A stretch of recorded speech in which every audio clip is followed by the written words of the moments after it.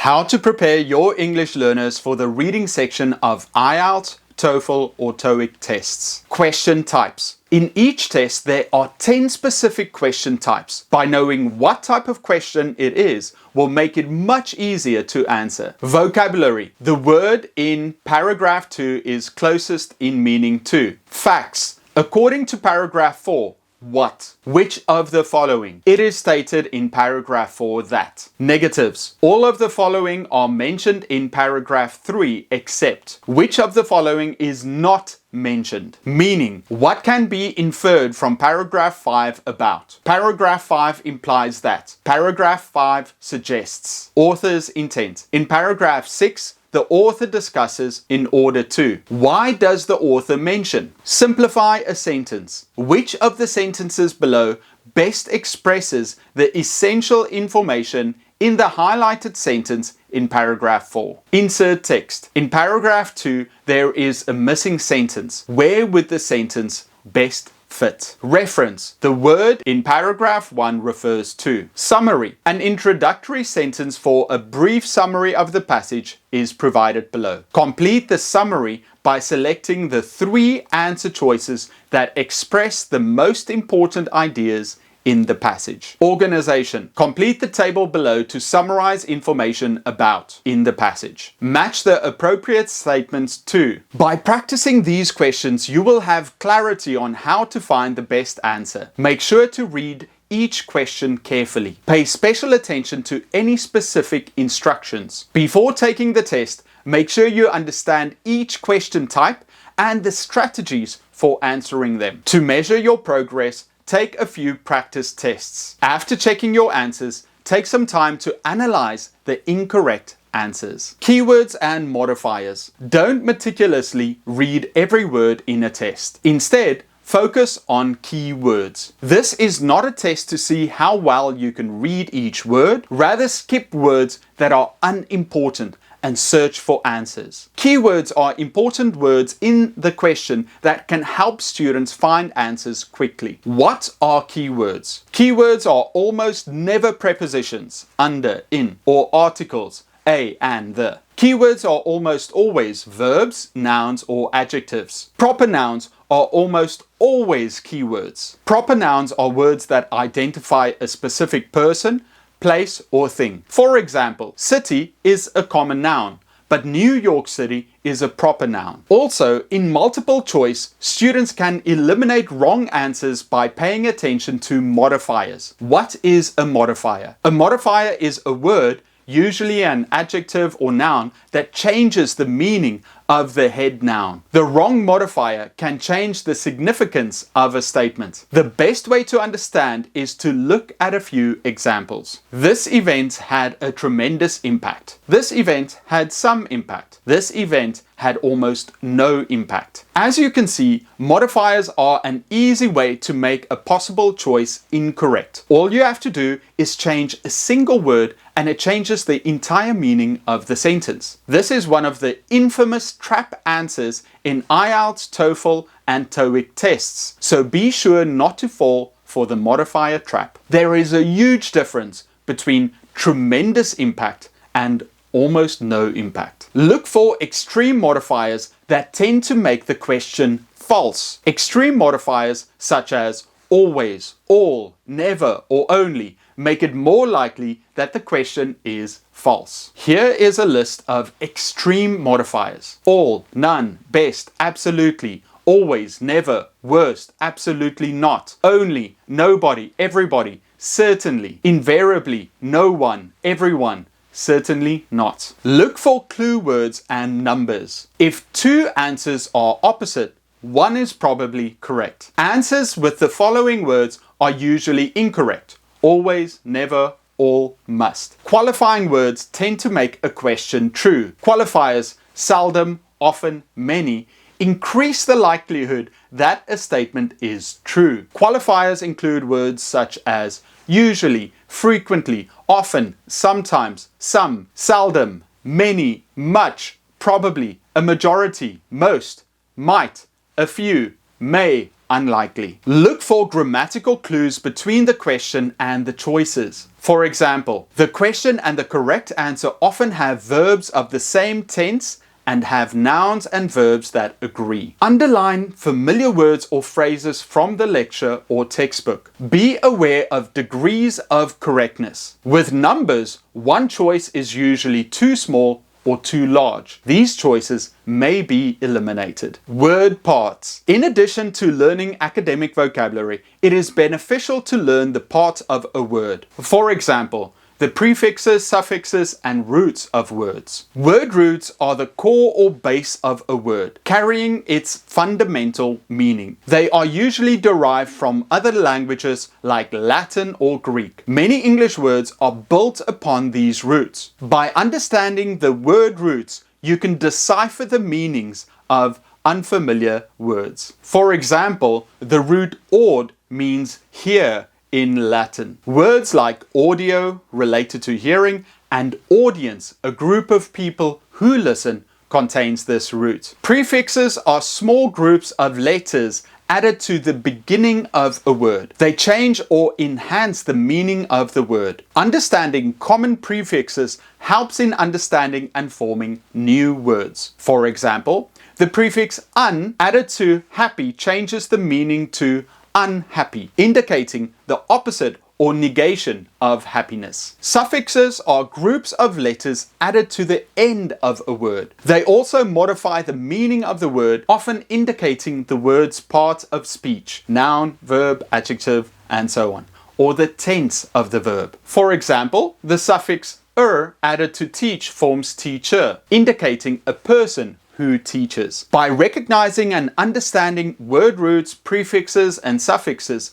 you can break down unfamiliar words into smaller parts and comprehend their meanings more easily. This knowledge also helps in building your vocabulary and forming new words by combining different word parts. Some more examples include circum, go around, circumvent, dia, through, diameter, ex, out of, exposure. Negative words or prefixes complicate the statement. The prefixes un, in, mis will alter the meaning of the statement. I put a list of word parts in the description which you can download for free. Paraphrasing. During the test, there are some difficult words that they might use in the text, but use a synonym when asking a question. Some examples include historical sites, tourist attractions, hotel, accommodation facility, on a website, through the internet, online, venue, place or location, phone number, contact information, contract, agreement, additional fee,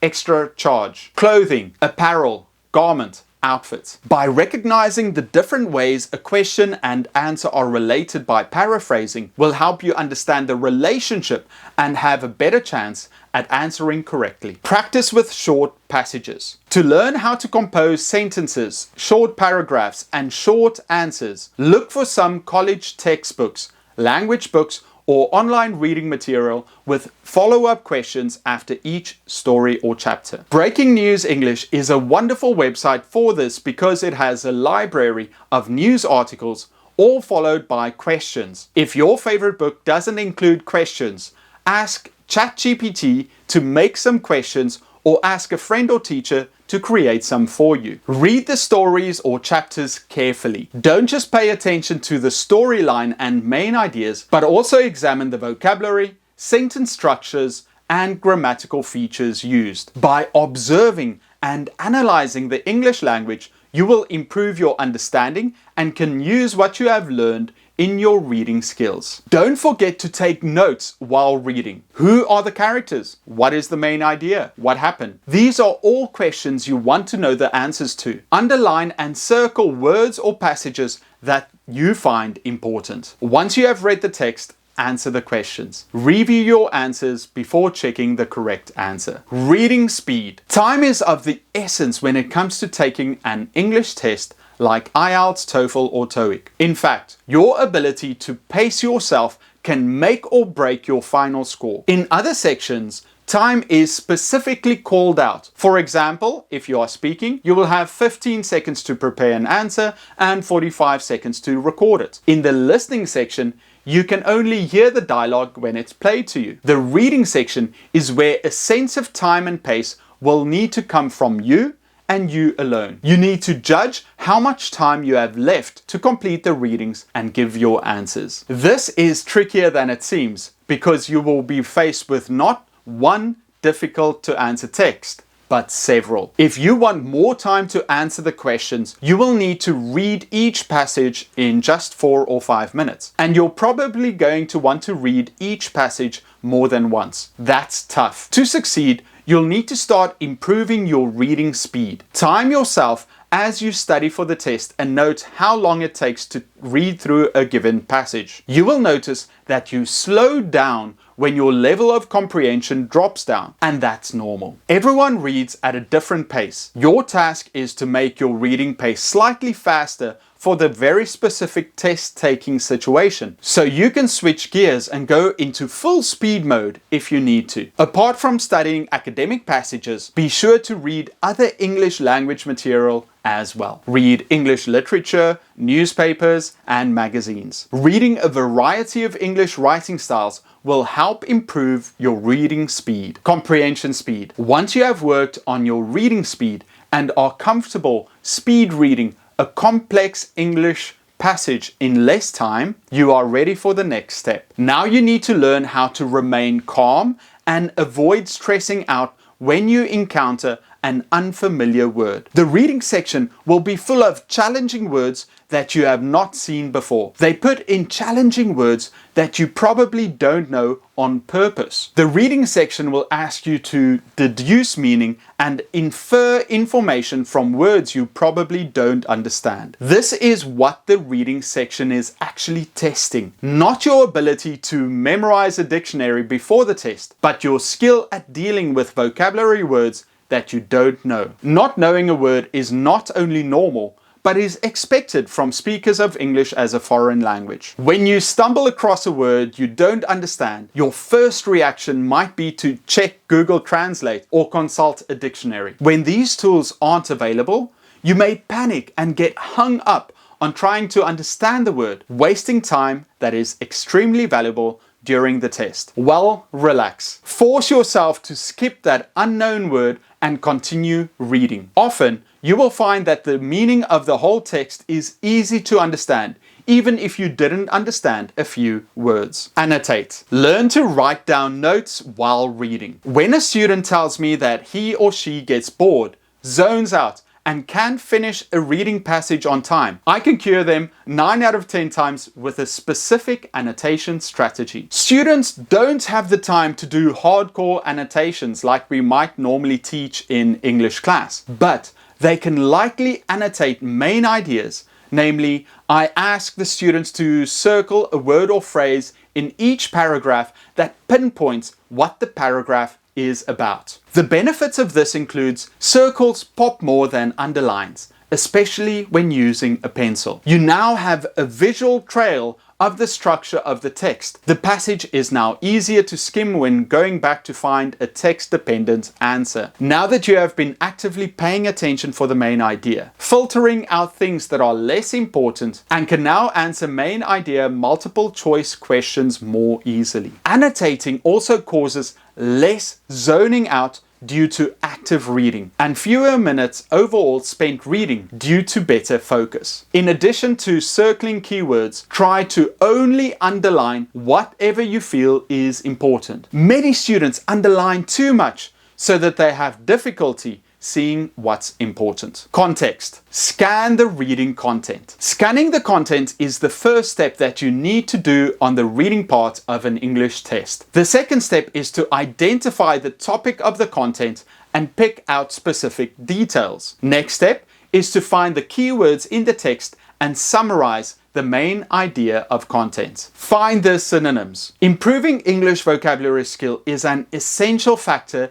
that brings good results for a test. While you are studying and find some words that you don't know, look up the synonyms. This will help you understand the meaning of the words and also build a strong vocabulary. For example, when you read a sentence that says, "The professor looks annoyed," and you don't know what annoyed means, look up synonyms for annoyed. Match the questions to the text. Once you are done with reading the text, The next step is to move on to the questions of the test. It is very important to find the points of the questions. Usually the questions have some clues that might help you choose the correct answers. When you have figured out the points, move on to the text again and skim and scan the whole passage that matches those points. Read the questions carefully. One of the most common mistakes people make is that they don't read the questions in the test carefully. As I said before, the questions might have keywords or answers, and sometimes questions are deliberately designed to make test takers confused. Make sure to understand the questions with precision. Trust your instincts. Sometimes students will become confused between a right answer and the best possible answer. When they find a right answer, it literally means that there is only one correct answer.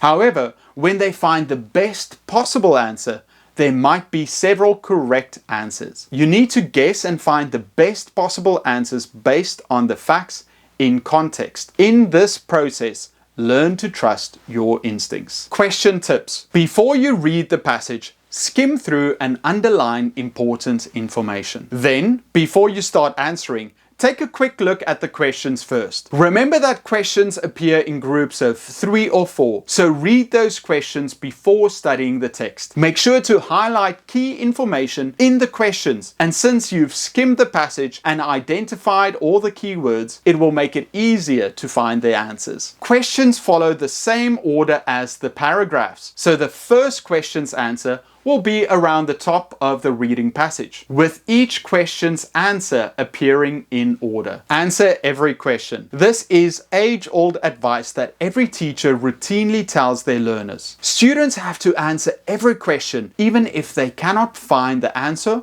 or right option. If you don't answer, it's an automatic 0. But if you make an educated guess, there's a chance it might be right. Check answers once you are done and have time left. Try to answer all the questions and leave 15 minutes for checking. That can help improve your reading score. The reading section of English language tests requires focused practice and the development of specific strategies. By following these 10 tips, you can enhance your reading skills, improve comprehension, and perform better in the IELTS, TOEFL or TOEIC tests. Remember to skim the passage first, identify keywords, and actively read for comprehension. With consistent effort and targeted preparation, you can excel in the reading section and achieve a high score.